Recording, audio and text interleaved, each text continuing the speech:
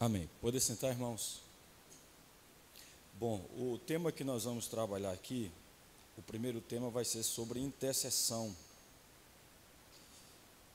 Infelizmente, baixa aí, viu, gente, por favor, está muito alto aqui. Infelizmente, alguns ainda não entenderam o quão importante é a igreja interceder, principalmente durante o culto.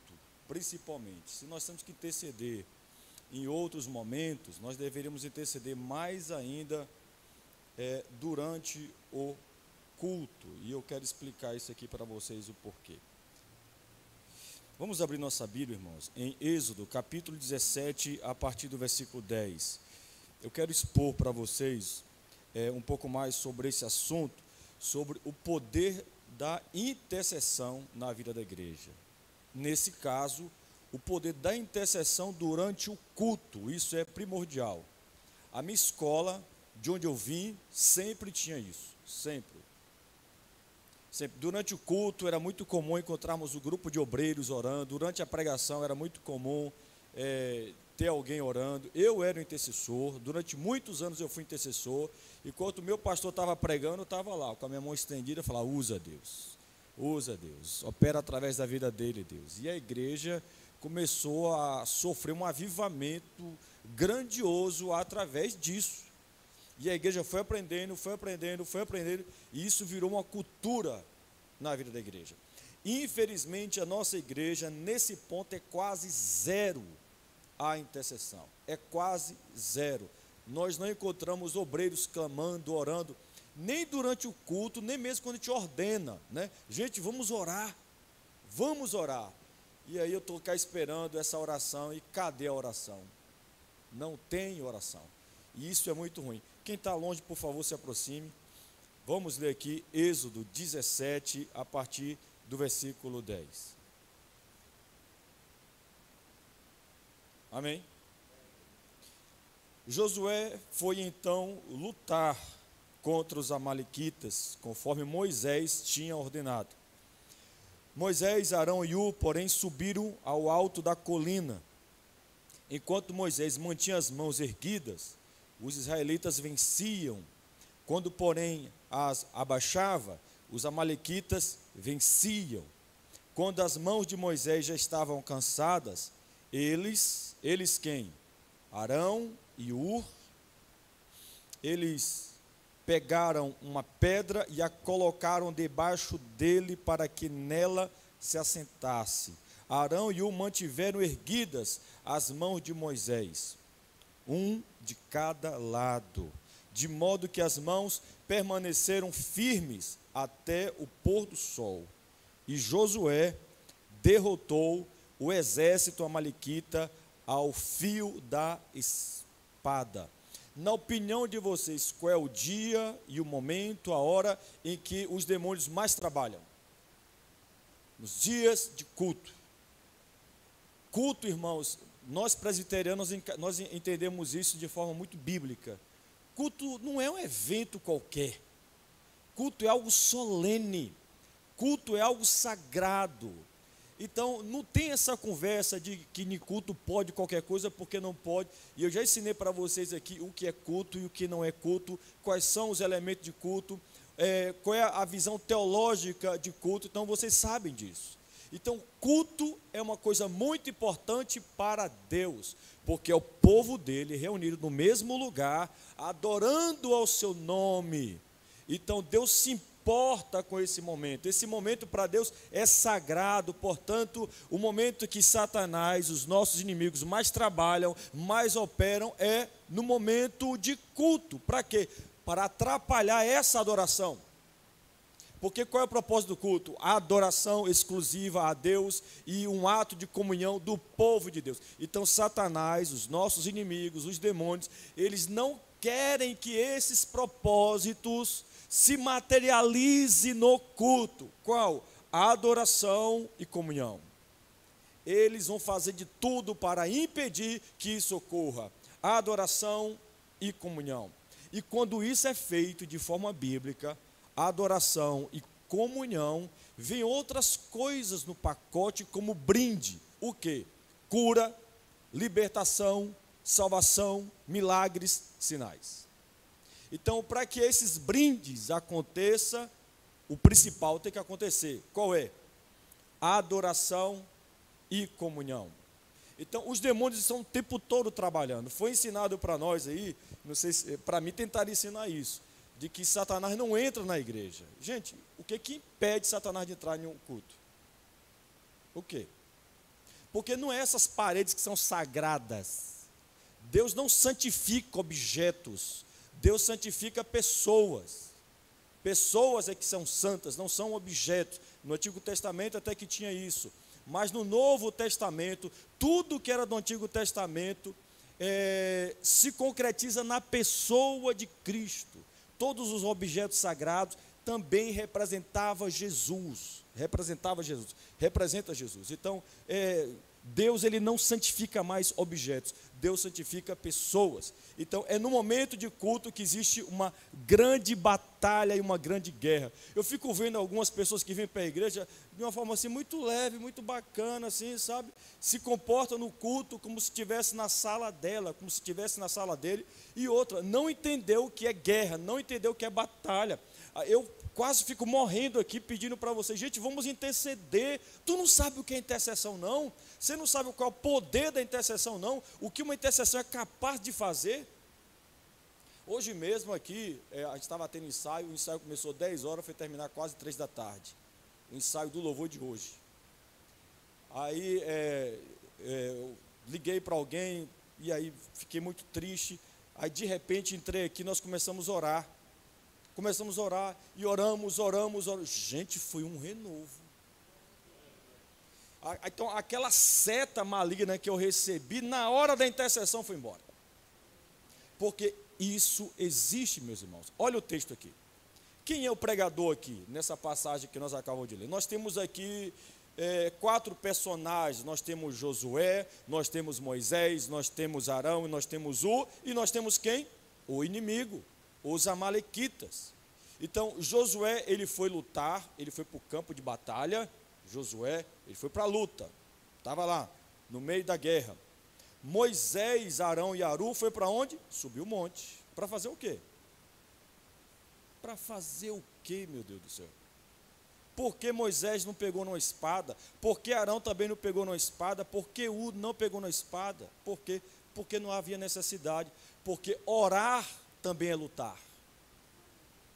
Oração também é uma arma de guerra, ou não é? Claro que é. Então, através da oração, nós lutamos. Dá até para ver esse tom aqui. Moisés praticamente está dizendo, porque o final do versículo 10 diz, conforme Moisés tinha ordenado. Moisés ordenou para Josué, vai lá para o campo de batalha e vai lutar, vai guerrear com a sua espada. Pode ir. E você, Moisés, vai fazer o quê? Eu vou subir ao monte. Fazer o quê? Eu vou estender as minhas mãos. Para quê? Para quê? Você acha meio que Moisés ficou lá só com as mãos estendidas, sem fazer nada? Não, irmãos. Com certeza Moisés estava intercedendo. Com certeza. Havia uma intercessão ali. Na cabeça de Moisés, aquela guerra não era física. Na cabeça de Moisés, aquela guerra era puramente espiritual. Por isso que ele subiu ao monte, porque se aquela guerra fosse apenas física, não havia necessidade nenhuma de Moisés subir no monte para orar. Concorda? Se ele subiu, é porque ele acreditava que poderia vencer aquela guerra, não somente lutando através de espadas ou de armas físicas, mas através de armas espirituais. E foi isso que ele fez. Só que a guerra durou muito tempo. A guerra não durou pouco tempo, durou muito tempo. Então Moisés estava com as mãos estendidas. Versículo 11, enquanto Moisés mantinha as mãos erguidas, os israelitas venciam. Enquanto Moisés estava intercedendo, o povo de Deus vencia.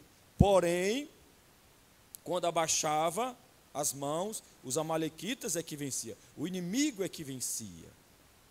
Então, eu vejo irmãos aqui que não entendem isso. Não entendem que culto é guerra, é batalha, e eu odeio ver alguém que prega aqui na igreja, alguém que ensina aqui na igreja, alguém que tem oportunidade aqui na igreja, alguém que canta aqui na igreja, alguém que participa da vida da igreja. Quando te fala assim, vamos interceder, eu olho para a cara da pessoa. Não há intercessão. Não há. Porque é uma batalha espiritual, meus irmãos. É uma luta espiritual. Olha para os nossos adolescentes aqui. Olha a vida espiritual dos nossos jovens. Olha como é que é a vida deles. Tem que haver intercessão. E uma grande intercessão. Então, o texto aqui é claro. Quando as mãos de Moisés já estavam cansadas, eles pegaram uma pedra e a colocaram debaixo dele para ele sentar. E os dois pegavam as mãos de Moisés e erguiam as mãos de Moisés, um de cada lado. Um de cada lado. Então Moisés, ele não estava sozinho. Josué não estava sozinho. Dá até para ver aqui, irmãos, Josué lá embaixo lutando, né? A guerra lá embaixo acontecendo, creio eu, né? O texto não fala isso, creio eu que às vezes Moisés dava uma olhada para o monte. Cadê Moisés? Josué, né? Olhava para o monte, cadê Moisés? Está lá em cima. Olha como Moisés está, com as mãos estendidas. Com certeza, se Josué fazia isso, ao olhar para Moisés, ele era renovado. O meu líder está intercedendo por mim. O meu líder está acreditando em mim. O meu líder está intercedendo. Não apenas ele, mas Arão está do lado dele. Está do lado dele. Os três estão intercedendo. Gente, é maravilhoso. Quando nós estamos dirigindo um culto, fazendo esse trabalho que é espiritual aqui, e a gente olha e vê a intercessão dos irmãos. É por isso que eu falo para a Pati não pode perder culto, porque é uma grande intercessora. É uma grande intercessora. Miqueias não pode ficar sem vir à igreja, porque é um grande intercessor. Tem pessoas aqui que fazem uma falta danada no culto e outras que não fazem nenhuma falta. Porque não colaboram, não estão ali. Eu estou falando aqui para vocês que são obreiros, né? Para essas pessoas, tanto faz chovendo ou molhado, tanto faz. Né, com chuva, sem chuva, porque não são significantes na vida do culto. Não são. Chama para vir, não vem. Chama para interceder, não intercede. Chama para orar, não ora. Isso não pode acontecer aqui, irmãos. Não pode. Nós temos que entender esse princípio que está aqui nessa passagem. E qual foi o final? Arão e Aru mantiveram erguidas as mãos de Moisés, um de cada lado, tendo o apoio, Josué tendo o apoio de Moisés, e Moisés tendo o apoio de quem? De Arão e de Ur. Então, a gente precisa ter esse apoio. Eu, como pastor de vocês, eu preciso olhar para cada um de vocês aqui, cada um, de forma bem pessoal. Eu tenho o apoio de Luiz, eu tenho o apoio de Deise. Deise é uma intercessora, ou ela fica calada. Sueli é uma intercessora, fica calado. Juca é intercessor, fica calado. Miriam está intercedendo ou está calado? Porque há uma batalha. Parece que o que eu vejo aqui é o seguinte: o pastor que se vire sozinho. Deixa ele se virar, deixa ele se virar. Deixa ele se virar. Aí eu faço um teste. Às vezes eu faço um teste, vocês nem percebem, mas eu faço o teste. Aí eu pego o microfone e dou para aquele irmão caladão. Quando pega o microfone, se transforma. Eu falei, rapaz, é o microfone, moço. Como o microfone muda as pessoas, não é? No microfone todo mundo quer mostrar que é intercessor. No microfone todo mundo quer mostrar que é soldado. No microfone todo mundo quer mostrar o que não é. O que não é. O que não é. Com o microfone todo mundo ora forte, ora bonito, né? Aquela oração. Por que não orou sem o microfone? Eu não entendo essas coisas. Que tipo de obreiro falso é esse? Isso é hipocrisia, não é não? Eu acho que isso tem não é não, Miriam? Eu estou errado aqui? É hipocrisia ou não é isso aí? Sem microfone é caladão. Quando dá o microfone, ora forte, né? Vamos acabar com essa hipocrisia, irmãos, e vamos realmente entender. Se eu não estou lá na luta com a espada, eu devo estar no monte. Se eu não estou no monte, eu devo estar do lado de quem está no monte. Se eu não estou com minhas mãos estendidas, eu vou pelo menos segurar a mão daquele que está com a mão estendida. Mas eu vou fazer alguma coisa. Então, nessa história aqui, quem é você nessa história? Tem um quinto personagem, mas não está aqui. Qual é o quinto personagem que está aqui nessa passagem, irmão? De forma bem subjetiva. Não. Estamos falando de grupo de intercessão como uma coisa importante, como uma coisa vital para a edificação da igreja. Ok? Então nós estamos falando aqui do Josué, do cara que foi para a linha de frente. Beleza? Estamos falando de Moisés, do que subiu ao monte para orar. Estamos falando de e de Arão, que ficaram do lado de Moisés para interceder, para ajudar a intercessão de Moisés. Estamos falando também do inimigo. Tem o personagem aqui que está de forma bem subjetiva. Todos foram para a guerra? Todos? Será que todos foram? Por que só subiu ao monte para orar somente Arão e Ur? Cadê os outros? Onde é que estão os outros? Aqueles que não podiam ir para a guerra. Cadê os anciãos que não podiam ir para a guerra? Por que não subiu ao monte? Pelo menos para lutar em oração. Por que não fizeram isso? Por quê? Será que esse povo que deveria estar lá no monte, mas estava lá em suas barraquinhas, confortáveis, um exército lá, né? Na guerra, Moisés, Arão e Ur no monte orando, e outros estavam lá nas suas tendas, só esperando o resultado. E aí, como é que foi? Não é? Como é que foi? Irmãos, eu não quero fazer parte desse grupo de pessoas que não fazem absolutamente nada, não ora, não intercede. Eu quero chegar depois de um culto de domingo à noite e falar assim, ó, Deus operou, Deus fez, o Espírito Santo fez, mas eu também colaborei com a minha intercessão, com a minha oração. Todas as vezes que eu venho para o culto, pode ser terça, quinta, domingo, eu sempre venho com expectativa. Alguns irmãos já disseram para mim, pastor, acabe com as expectativas, não faça, não tenha mais expectativa, isso está acabando com o Senhor. Gente, eu sou assim desde sempre.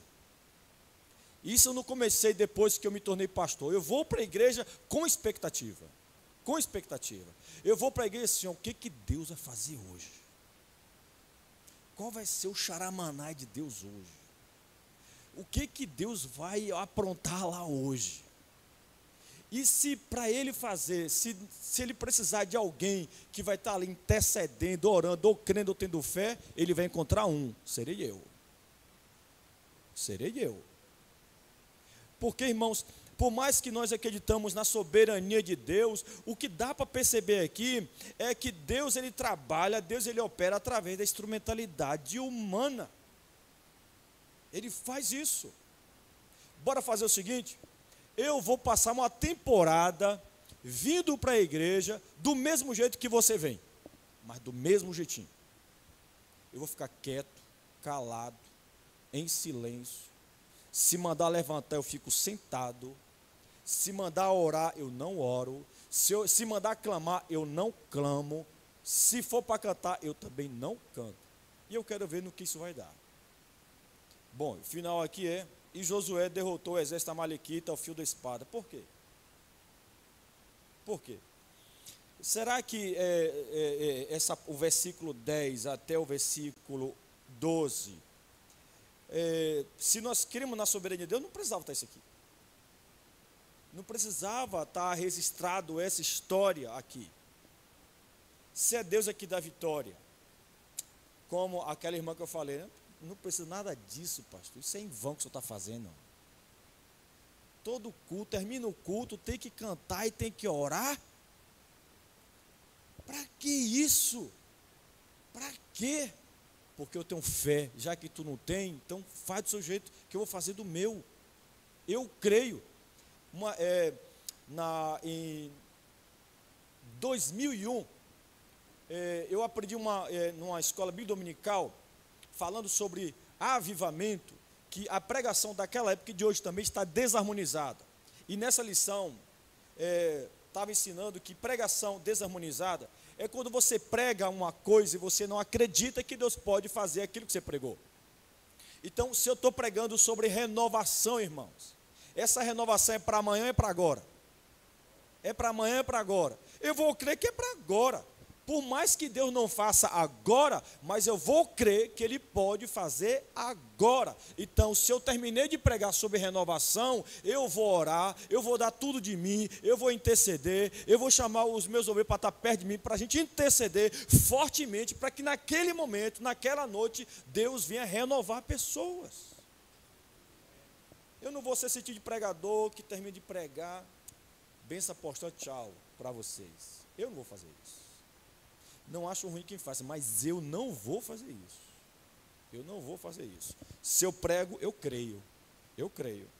E eu creio que a igreja ela precisa mais do que informações. Tem pregadores que eu olho para ele e falo, ele é muito conteudista. A igreja ela não pode ser conteudista. A igreja ela tem que crer na palavra de Deus como uma coisa que pode ser visível, palpável na sua vida. E não ficar ali, meras palavras, bonitas, soltas, não resolve a vida de ninguém. Então, alguém tem que cumprir com esse papel de levar a igreja a crer naquilo que a palavra de Deus declara para a nossa vida. Então, o bom pregador é aquele que não apenas fala bonito. Então, irmãos, para complementar isso, nós temos então que cumprir com esse princípio de oração intercessória. Josué, ele derrotou o exército amalequita ao fio da espada, porque, claro, por causa de Deus, mas também por causa da intercessão de Moisés, de Ur e de Arão. Ficou claro isso? Amém, irmãos? Então vamos interceder. Amém? Existe uma outra passagem que está muito clara, muito mais clara do que essa aqui, que é no momento que Pedro está na prisão. Vamos ver essa passagem aqui. Vamos ler a partir do 1 mesmo. Atos capítulo 12, a partir do versículo 1. Nessa ocasião, o rei Herodes prendeu alguns que pertenciam à igreja, com a intenção de maltratá-los, e mandou matar a espada Tiago, irmão de João. Vendo que isso agradava aos judeus, prosseguiu prendendo também Pedro durante a festa dos pães sem fermento. Tendo-o prendido, lançou no cárcere, entregando para ser guardado por 4 escoltas de 4 soldados cada uma. Herodes pretendia submetê-lo a julgamento público depois da Páscoa. Pedro então ficou detido na prisão, mas a igreja orava intensamente a Deus por ele. Na noite anterior ao dia em que Herodes iria submetê-lo ao julgamento, Pedro estava dormindo entre 2 soldados, preso com 2 algemas e sentinelas, montavam guarda à entrada do cárcere. Repetidamente apareceu o quê? Um anjo do Senhor, e uma luz brilhou na cela. Ele tocou no lado de Pedro e o acordou. Depressa, levanta-te, disse ele. Então as algemas caíram dos punhos de Pedro. O anjo lhe disse, vista-se e calce as sandálias. E Pedro assim fez. Disse-lhe ainda o anjo, ponha a capa e siga-me. E saindo, Pedro seguiu, não sabendo que era real o que se havia por meio do anjo, o que se fazia por meio do anjo. Tudo lhe parecia uma visão. Passaram a primeira e a segunda guarda e chegaram ao portão de ferro que dava para a cidade. Este se abriu por si mesmo para eles e passaram. Tendo saído, caminharam ao longo de uma rua e de repente o anjo o deixou. Então Pedro caiu em si e disse, agora sei, sem nenhuma dúvida, que o Senhor enviou o anjo e me libertou das mãos de Herodes e de tudo que o povo judeu esperava. Percebendo isso, ele se dirigiu à casa de Maria, mãe de João, também chamado Marcos, onde muita gente se havia reunido e estava orando. Pedro bateu à porta do alpendre e uma serva chamada Rode veio atender. Ao reconhecer a voz de Pedro, tomada de alegria, ela correu de volta sem abrir a porta e exclamou, Pedro está à porta. Não, dá para imaginar a cena? Eles, porém, disseram, você está fora de si, insistindo ela em afirmar que era Pedro. Disseram-lhe, deve ser o anjo dele. Mas Pedro continuou batendo, e quando abriram a porta e o viram, ficaram perplexos. Por quê, irmãos? Porque o que ocasionou esse milagre? A oração de quem? Da igreja. Será que isso não está claro? O versículo 5 fala: Pedro então ficou deitado na prisão, mas a igreja orava intensamente a Deus por ele. Quando a igreja ela ora, irmãos, ela intercede intensamente por algo, e nós temos que orar por libertação, por milagre, por salvação. Nós temos que orar intensamente pelos nossos jovens, pelos os nossos adolescentes. Eu estava falando para algum deles ontem que essa geração é a pior de todas. É a pior geração. Nenhuma geração irá sofrer tanto espiritualmente quanto essa. Há muitas distrações, há muitas seduções, há muitas tentações para esta atual geração. Para essa atual geração ser crente, piedosa, cheia do Espírito Santo, irmãos, a igreja ela vai ter que orar intensamente pela vida desses jovens. Olha, João, tem um jovem aí que ele foi para a Austrália, para a igreja do Hillsong, fazer um seminário lá. E o que ele descobriu? O Nick Moretti, não sei se você conhece ele.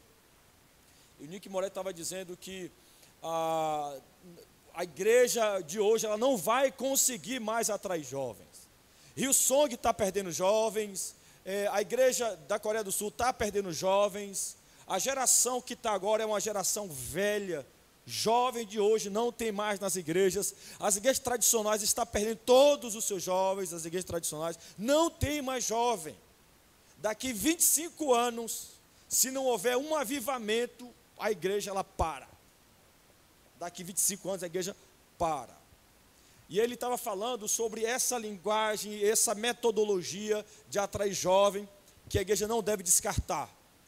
Não deve descartar. Porém, o que ele está vendo, ele está se tornando uma grande autoridade nessa área, esse jovem de 20, eu acho que é 26, 27 anos. Eu acho que hoje no Brasil a maior autoridade no assunto é ele, hoje. Ele estava dizendo que só existe uma coisa para salvar os jovens.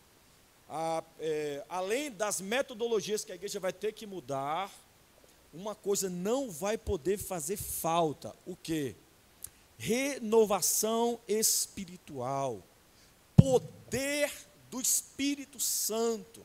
Metodologia sem poder do Espírito Santo não está mais sendo suficiente para atrair jovens, porque eles vêm, chega lá, vê o show, vê a música é boa, mas falta algo. O que falta? Esse poder dinâmico que só o Espírito Santo pode realizar. Olha para os jovens dessa igreja, irmãos. Olha para os nossos jovens. O que pode atrair esses jovens? Eles têm boa teologia, eles têm um culto bíblico, eles têm tudo. Mas cadê a espiritualidade deles? Não tem. Por quê? Falta o que para os nossos jovens? Uma experiência pessoal com o Espírito Santo de Deus. Sem essa experiência pessoal, esses jovens não vão conseguir ficar na igreja. Não vão. E os nossos jovens, eu lamento dizer isso, os nossos, que eu estou aqui para falar dos nossos. Se a igreja não orar intensamente por eles, e se eles não adquirirem essa experiência pessoal, que todo cristão deve ter, eles só vão ficar aqui na igreja enquanto estiverem debaixo da nossa tutela. Depois de passar isso, tchau mãe, tchau pai, foi bom enquanto durou ficar lá na igreja, mas eu vou seguir o meu caminho. Vocês gostariam que isso acontecesse no nosso meio? Qual é o caminho? Pastor, bora fazer um retiro? Bora? Pastor, bora fazer um acampamento? Bora? Espera aí, existe avivamento na Bíblia que veio através de acampamento, de retiro, de louvozões? Me mostre pelo menos um avivamento. E olha que só no Antigo Testamento tem 9 avivamentos no Antigo Testamento. 9. Qual desses aconteceu através de entretenimento espiritual? Se é que isso existe. Nenhum, irmãos. É através de quê? Oração, palavra, confissão de pecado. convicção de pecado e consagração. Esses são os elementos para que a nossa juventude possa ser uma juventude cheia do Espírito Santo. E nós também. Eu vou até falar sobre um pouco isso hoje no nosso culto. Então, a intercessão, ela é muito importante. Quando eu falei disso, dos acampamentos, é porque o contexto é diversão, é entretenimento, é festinha, é gincana. Agora, se for para fazer um acampamento com todos esses elementos, ótimo. É isso aí. O caminho é esse. É por isso que o Hillsong está perdendo os jovens, porque ela é só música. O culto lá, irmãos, é quase 2 horas de música. Pregação lá é uma coisa bem, sabe? Quase significante a palavra lá, né? E a gente está falando de, não é eu que estou dizendo isso, são jovens, eu mesmo gosto demais do Hillsong, sou edificado muito pelas músicas do Hillsong. Quem não sabe, Hillsong é a maior banda gospel do planeta, beleza? Não se compara, é a maior de todas, entendeu? São tão famosos que eles tiveram de subdividir, acho que em 3 ou 4 grupos, para atender a demanda do mundo, entendeu?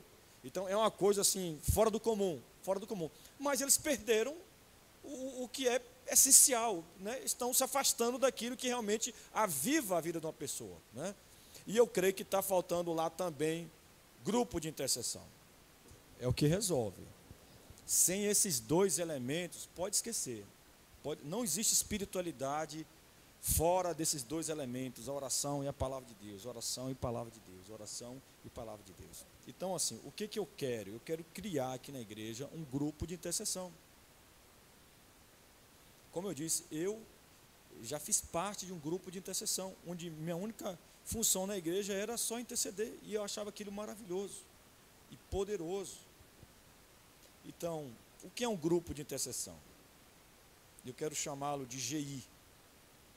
É um grupo de pessoas com o objetivo de buscar a glória de Deus, não a sua própria, porque eu, por exemplo, vou estar pregando aqui, você vai estar pedindo para Deus me usar mais ainda. O intercessor, ele não busca a glória para si, ele busca a glória de Deus.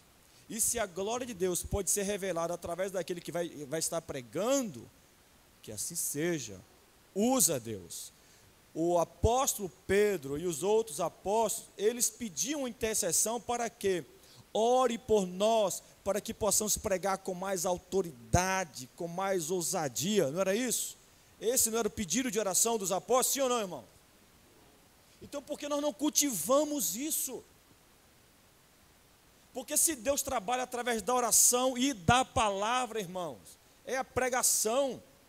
E a pregação, eu fico olhando, faz mais de 20 anos que eu prego, e eu fico assim, meu Deus, ainda é um desafio pregar. Porque eu preparo o meu sermão, eu fico, meu Deus, como isso aqui vai tocar a vida de alguém? Como? De que jeito? Eu sei que é a palavra de Deus, irmão, mas falta algo mais, que é o quê? A intercessão. Se não houver essa intercessão, irmãos, eu não sei nem explicar direito isso. Eu só sei dizer uma coisa para vocês, uma igreja que intercede, você quer ver uma igreja que eu amo pregar? A primeira igreja de Camaçari. Nossa, você está pregando e está aquele grupão de pessoas intercedendo. Sabe, quando você faz o apelo, é o rebanho de gente que vem na frente entregando a vida para Cristo. É um avivamento, é um poder. Eu falo, qual é a diferença? E assim, eu falei, meu Deus do céu, eu preguei esse mesmo sermão na minha igreja, o mesmo sermão. Preguei até melhor na minha igreja. E aqui acontece uma coisa muito maior do que na minha igreja. Qual foi o segredo? A intercessão. Há um grupo de pessoas que estava lá, usa Deus, fala Deus, opera Deus, sabe? Gente com mãos estendidas, mãos levantadas o tempo todo. Você olha para o grupo de obreiros, não tem ninguém distraído, né? Está ali na sua função, mas está lá intercedendo. Não tem como Deus não operar numa igreja que faz isso. Então, o grupo de intercessão é um grupo de pessoas com o objetivo de buscar a glória de Deus e não a sua própria.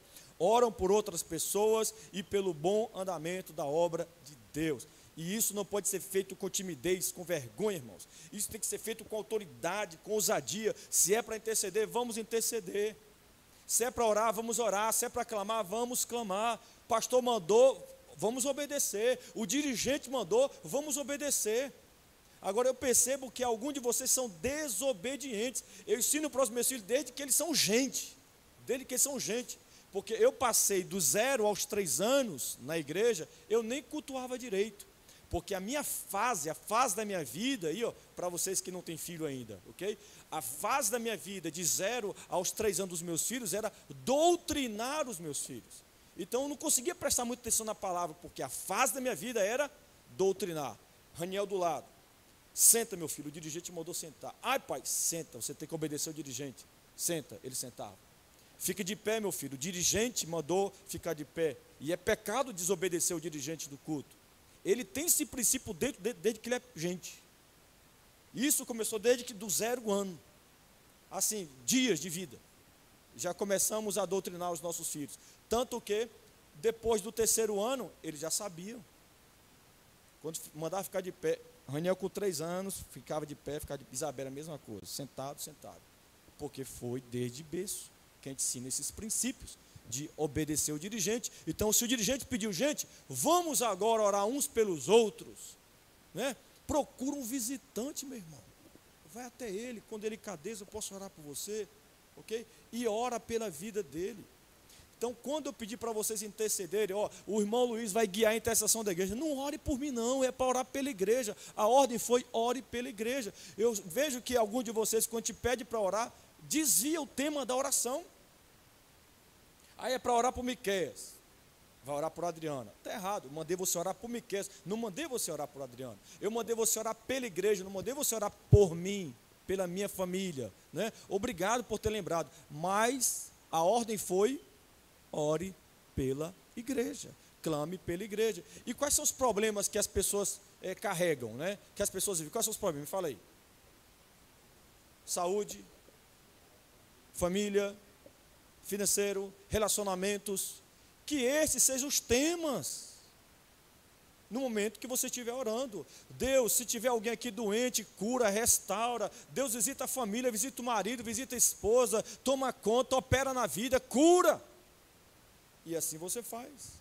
E essa oração, irmão, tem que ser uma oração firme, ok? Uma oração fervorosa.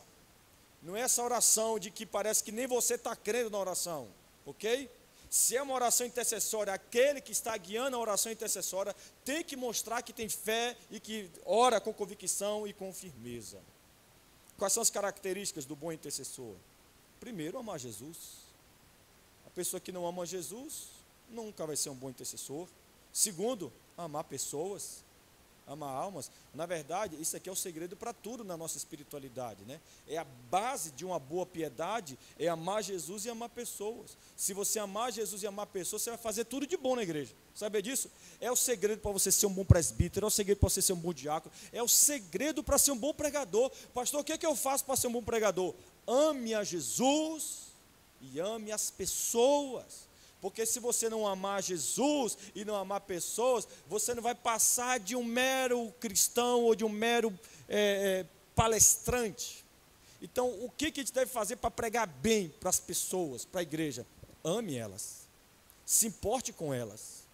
Se você se importar com quem está te ouvindo, você vai pregar bem. Você vai pregar bem. Tem que se preocupar mais com a sua comunicação, com a sua oratória. Eu não estou aqui dizendo que a gente não tem que se preocupar com a oração e com a oratória, né? Ou com a nossa oratória. Não é isso. Mas a gente tem que se preocupar mais com o que está nos ouvindo, com as pessoas que estão nos ouvindo. O intercessor é a mesma coisa. Se ele amar as pessoas e se ele amar Jesus, ele vai se colocar no lugar daquela pessoa pelo qual ele está orando. Ele vai se colocar e ele vai orar. Porque eu peço para as pessoas que estão precisando vir aqui na frente para receber oração, e eu chamo intercessores, e é uma dificuldade para intercessores vir. Eu tenho que falar o nome: venha Miqueias, venha Luiz, pega essa aqui, pega aquele ali. Gente, isso deveria ser uma coisa assim, sabe, natural. Porque se aquela pessoa que veio aqui na frente, eu não conheço, mas poderia ser o meu pai, poderia ser a minha mãe, que estava ali na frente. Então, se fosse o seu pai aqui na frente, ou sua mãe, hoje o pai de Adriana passou por uma cirurgia muito delicada. Se fosse o Hermes aqui na frente, de que jeito você gostaria que eu orasse por ele? Ou de que jeito você gostaria que alguém orasse pelo seu pai e pela sua mãe? De que jeito? Qual seria o jeito? Como você gostaria que alguém orasse pela tua família? Então, quando chamar pessoas aqui na frente, vem e olhe para aquela pessoa como se fosse teu filho, teu marido, tua esposa, sabe? Alguém que você ama muito. E trate aquela pessoa como fosse você mesmo. Então, sempre quando eu vou interceder por alguém, eu me coloco no lugar da pessoa. E se fosse eu que estivesse ali? Eu já fui curado, restaurado, renovado, fortalecido, através de muitas orações intercessórias. Eu recebi o dom de línguas através de uma oração intercessória. O dom de línguas eu recebi desse jeito. Foi quando eu vim na frente, e eu fui o último a vir na frente. Quando eu cheguei na frente, o pregador colocou a mão sobre mim e disse: Deus deu o dom de línguas estranhas para esse jovem. Na hora, irmão, eu recebi. Assim, rapidinho, na hora, através da intercessão dele. Então, isso funciona, irmãos. Segundo, desejar a glória de Deus. Não é a sua glória. Ninguém está aqui para se amostrar, irmãos. Olha, deixa eu falar uma coisa aqui para vocês, obreiros. Eu detono, desculpa a palavra, viu? Mas vai se acostumando comigo aí. Eu detono com qualquer obreiro que eu percebo que trabalha de uma forma que não é para a glória de Deus. Coloco no banco para sempre, porque isso não dá certo, irmãos. Gente que quer se aparecer, sabe? Gente que quer se engrandecer, porque a igreja dá visibilidade, e tem gente que gosta disso. Se for para ficar na porta, não fica, mas se for para colocar aqui, fica. Se for para vir pregar, irmão, cancela a agenda toda e vir pregar. Mas se for para uma reunião de oração, não cancela a agenda. Hipocrisia. Então, esse tipo de pessoa não dá certo trabalhar na vida da igreja, não dá certo, porque não trabalham para a glória de Deus. Terceiro, acreditar no poder da oração intercessória. Tem que acreditar que através da oração intercessória, milagres podem acontecer. Então, se eu creio na oração intercessória, irmão, eu vou orar para valer. Eu vou orar para valer nesse negócio aí, porque eu creio. Agora, quem não pratica isso é porque não crê. Não crê. Ora como se não cresce, clama como se não cresce. Então, o que é necessário para o bom intercessor? Acreditar que aquela oração ali está chegando até o trono de Deus, e no momento de Deus vai fazer alguma coisa. Quarto, ser piedoso. O que é ser piedoso? É ser uma pessoa dedicada a Deus. Não é dedicada às obras da carne, às coisas do mundo. E quando eu estou falando obra de carne, obras do mundo, eu não estou nem me referindo a pecado. Não estou nem me referindo a isso. Eu estou me referindo a coisas carnais e mundanas que não são pecados, mas é o que ocupa o coração dessa pessoa. Entendeu? É um mudanismo. A gente chama isso de mudanismo. Deus não reina naquele coração. Essa pessoa não se dedica a Deus. Fora do culto, fora da liturgia do culto, essa pessoa não pega na Bíblia, essa pessoa não dobra o joelho em casa, essa pessoa não clama por Deus, não busca a Deus. Fora de culto, não tem piedade, portanto, não é piedoso. Quinto, ser comprometido com a obra de Deus. Como eu disse, tem pessoas que, para as funções de maior visibilidade, desmarca a sua agenda, mas para aquelas funções que não dá tanta visibilidade, não desmarca a agenda. O que isso prova? Prova que não é comprometido com a obra de Deus. Hoje nós ficamos aqui ensaiando desde 10 da manhã até quase 3 da tarde, sem almoço, só na água. Só na água. Por quê? Porque quem estava aqui são pessoas comprometidas com a obra de Deus. Porque se não fosse, com 1 hora de ensaio, pastor B, desculpa, eu estou aqui para casa para almoçar. Vá, meu filho, entendeu? Vá, pode ir, entendeu? A obra de Deus ela é voluntária. Sexto, ser obediente à liderança. Então, uma pessoa que não é obediente ao seu líder, não respeita o seu líder, não valoriza o seu líder, essa pessoa não pode fazer parte de nenhum grupo da igreja. Não pode. Essa pessoa que nunca diz amém para o que o seu líder ensina, nunca concorda, só discorda, não pode fazer parte de um grupo de intercessor, porque na hora que o pastor fala assim, olha, sai daí, vem para cá, pega aqui, ora por esse aqui, não vai vir, porque é um desobediente. É um desobediente. É pastor de si mesmo. Sétimo, tem que ter uma vida de oração pessoal. A marca do intercessor é que o intercessor é aquele que tem uma vida de oração pessoal. Tem essa vida de oração. Ele não ora só quando está no grupo de intercessão. Ele não ora só quando está na igreja. Ele ora em casa também. Ele tem vida de oração em casa. Ele tem uma dedicação à oração com Deus em casa. E por último, tem que ter vida santa, vida irrepreensível. Como é que, por exemplo, eu vou permitir que uma pessoa que tem uma vida toda torta coloque a mão sobre a minha cabeça? Não vai colocar não. Sinto muito, mas não vai colocar. Tem que ter vida com Deus. O intercessor tem que ter vida piedosa. Então, aqueles que vão fazer esse tipo de trabalho, as pessoas que irão receber oração, tem que olhar para nós e ver piedade, santidade em nós, irmãos. Tem que ter. Nós não podemos ser esse tipo de crente onde as pessoas elas não veem em nós piedade, santidade, pureza e devoção. O que elas veem em nós é carnalidade. Aquele crente ali, misericórdia, sai de perto. Aquela irmã ali, sai de perto. Olha como é que vem para a igreja, parecendo uma piriguetona. Onde é que essa mulher vai orar por mim?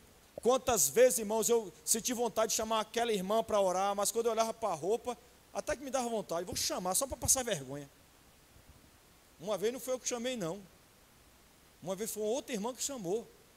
Passou vergonha, porque subiu aqui assim, ó, puxando, para cobrir as pernas. Falei, toma aí, ó. Vocês estão entendendo, irmão? Tem que ter vida santa, tem que ter vida piedosa. Para finalizar, tem muitas pessoas que falam bem assim, pastor, não sei orar, eu tenho dificuldade para orar, principalmente em público e tal, eu vou lhe dar uma dica, e essa dica, ela não falha. Leia os salmos, ore os salmos, faça isso. Leia salmos, ore os salmos, e você vai adquirir linguagem de oração, porque os salmos são orações de grandes homens de Deus. Se você tem dificuldade para orar, é porque você ora muito pouco em casa, muito pouco, e você lê muito pouco os salmos, e ora pouco os salmos.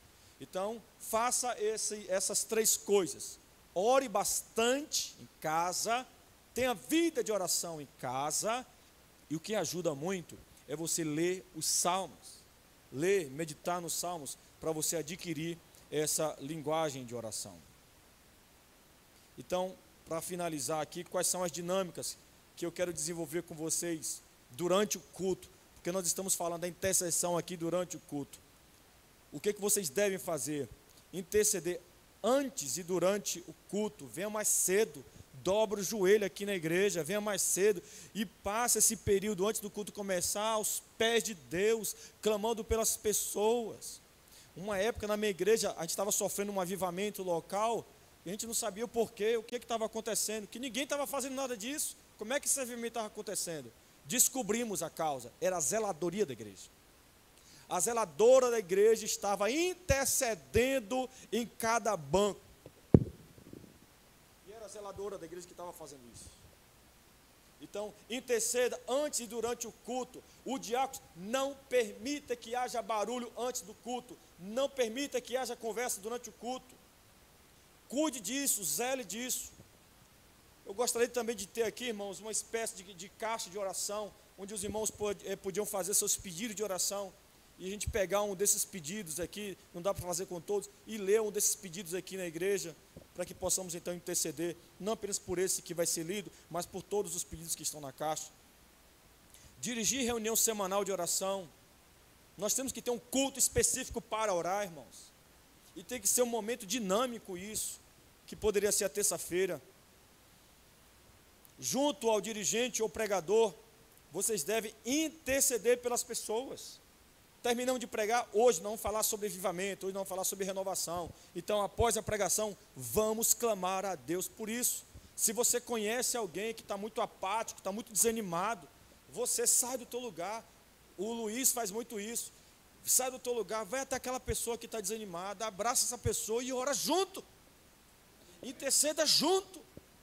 Faça isso.